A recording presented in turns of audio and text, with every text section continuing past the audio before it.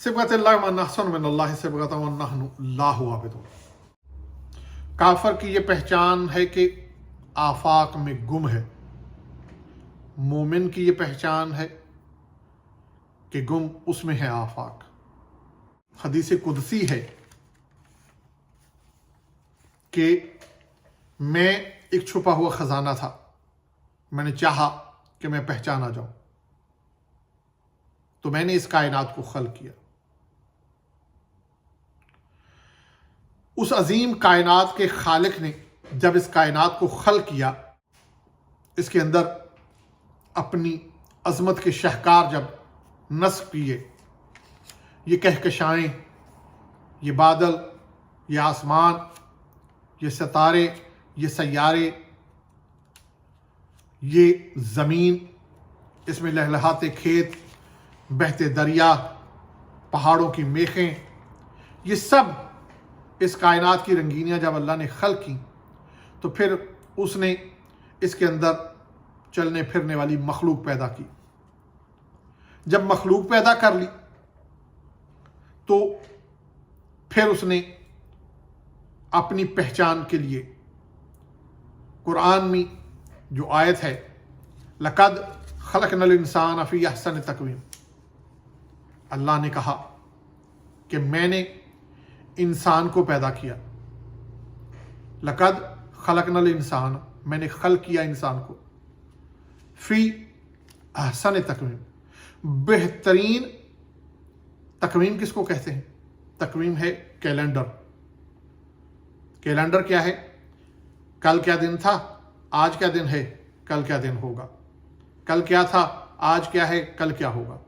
اللہ نے اس کیلنڈر کے اپنی کائنات کو جب سے خلق کیا ہے، اس کے کیلنڈر پہ اللہ نے کہا کہ میں نے اس سے احسن چیز پیدا نہیں کی۔ اور اس انسان کو کیا دیا تھا؟ شعور۔ جب اللہ نے اپنے انسان کو شعور عطا کر کے اس دنیا میں بھیجا، اب وہ بنا اس کی پہچان۔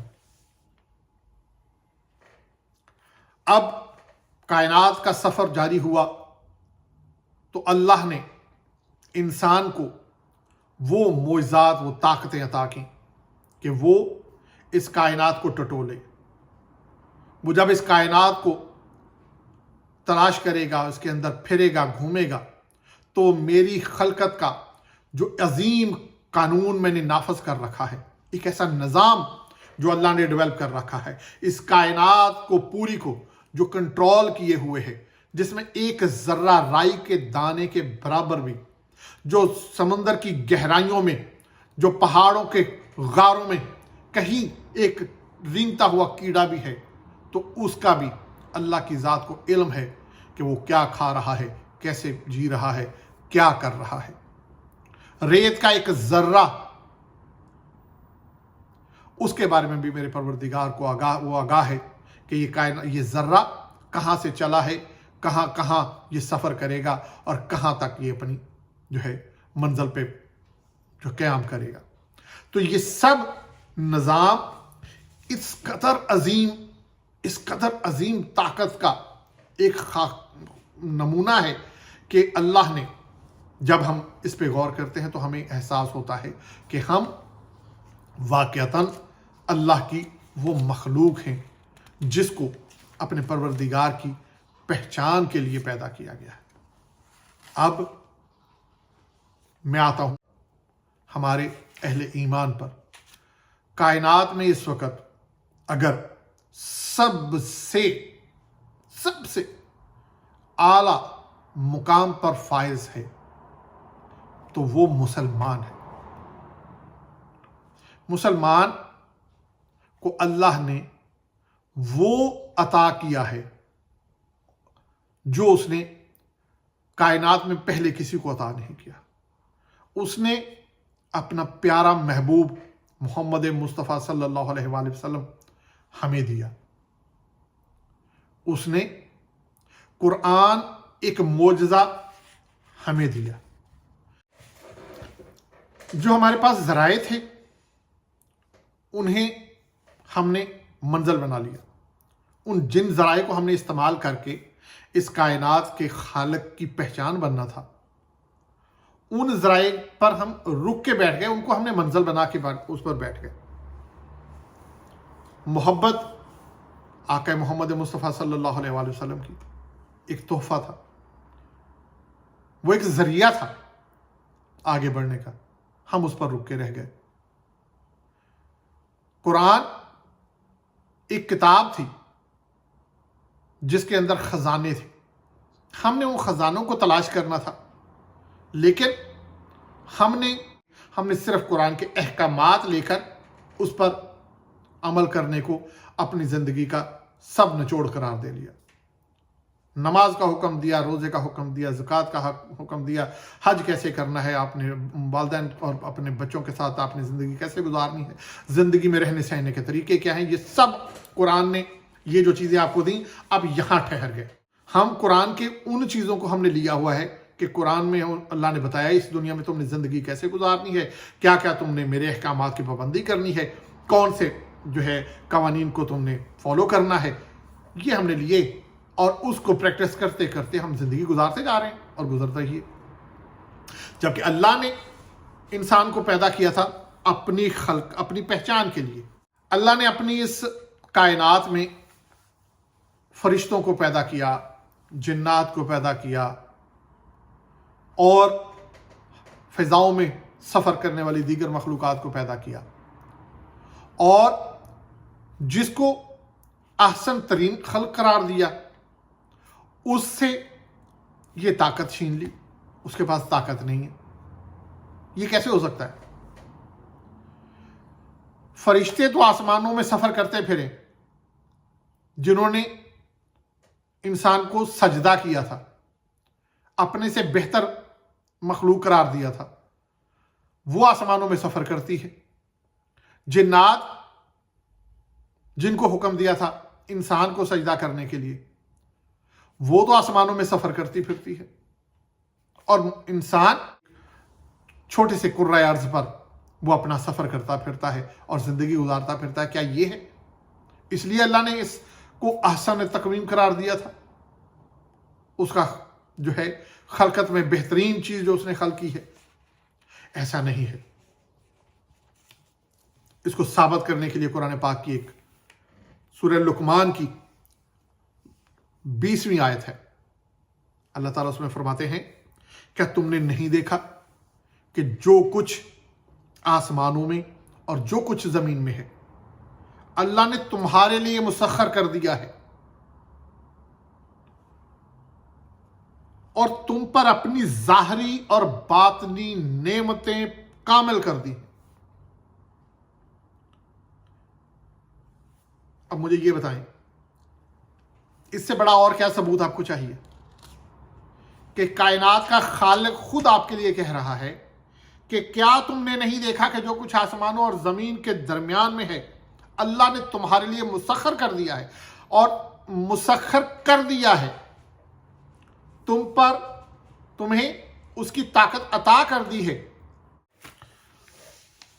روشنی 3 lakh kilometre per second travel کرتی ہے۔ روشنی کی رفتار سے بھی انسان ٹریول کرنے لگے تو وہ اربوں نوری سال ٹریول کرتا رہے تو اس کائنات کی وسعتوں سے باہر نہیں نکل سکتا۔ تو جب کائنات اتنی وسیع ہے تو پھر اللہ کہتا ہے کہ میں نے اس کو تمہارے لیے مسخر کر دیا ہے، میری خلقت کے عظیم شاہکاروں کو، میری خلق کی ہوئی اس عظیم کائنات کے رازوں کو اجاگر کر دو۔ پروردگار نے تو انسان کو پیدا کیا ہے کہ میں نے تمہارے لیے اس کائنات کو مسخر کر دیا ہے، زمین و آسمان کے درمیان جو کچھ ہے میں نے تمہارے لیے مسخر کر دیا ہے، تو تمہارے لیے اس علم کو پانا، اس حکمت کو پانا، اس شعور کو اس لیول تک لے کر جانا جہاں تم میرے ان رازوں سے پردے ہٹاؤ، میری اس کائنات میں گھومو پھرو، اس کے اندر موجود ان رازوں سے پردے ہٹاؤ جن رازوں کو छुपे हुए खजाने मैंने करार दिया है।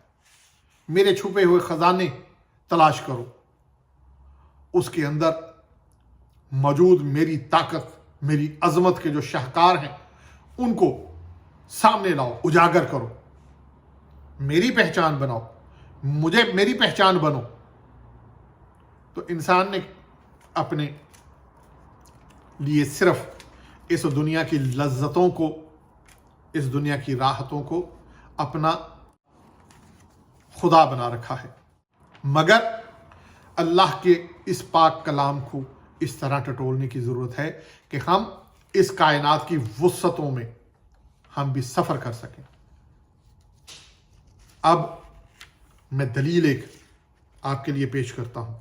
कुरान पाक की सूरह हदीद उसकी आयत नंबर 28, उसमें अल्लाह ताला फरमाता है, ए ईमान वालो, अल्लाह से डरो, उसके रसूल पर ईमान लाओ, अल्लाह तुम्हें अपनी रहमत के 2 हिस्से अता करेगा और तुम्हें वो नूर देगा जिससे तुम रास्ते तय करोगे। ये आयत आपको मुतवज्जे कर रही है। अल्लाह आपसे कह रहा है कि मैं तुम्हें तुम्हारी रहमत के 2 हिस्से अता करूंगा और तुम्हें वो नूर अता करूंगा जिससे तुम रास्ते तय करोगे।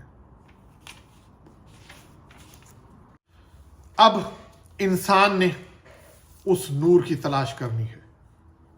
अब अगर मेरी इन बातों से मेरे नौजवानों में, मेरे बच्चों में अगर एक उम्मीद की, एक ख्वाहिश की, एक हल्की सी चिंगारी भी उठी है तो वो मेरे साथ हम सफ़र बने, हम उन रास्तों पर चलेंगे, हम उन रास्तों को टटोलेंगे जो कायनात मेरे परवरदिगार ने हमारे लिए मुसख्खर कर रखी है।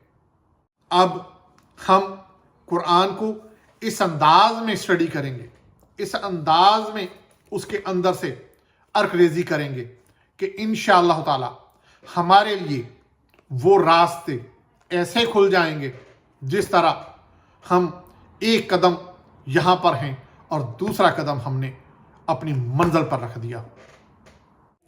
कायनात के राज अल्लाह ने हमारे लिए छुपा रखे हैं और हमें दावत दी है कि आओ इस कायनात के उन राजों से पर्दे हटाओ और मेरी अजमत, मेरी बुलंदी, मेरी शान को जो है और नुमायां करो और इस कायनात में बसने वाले हर काफिर को जो कुफर करता है, जो मुझ पर ईमान नहीं रखता, उसके लिए ईमान की वो ऐसी ठोस मिसालें पैदा कर दो कि वो उससे इनकार करने की गुंजाइश बाकी न रखे। अल्लाह आपका और मेरा हम मुनासर हो। अपने गिरदुनवाह के लोगों का ख्याल रखिएगा, उनके आप पर हकूक़ होते हैं, उनके हक अदा करते रहें। इंशाअल्लाह अगली नशिस्त में दोबारा मुलाकात करते हैं। अल्लाहुम्मा सल्ली अला मुहम्मद व अला आलि मुहम्मद।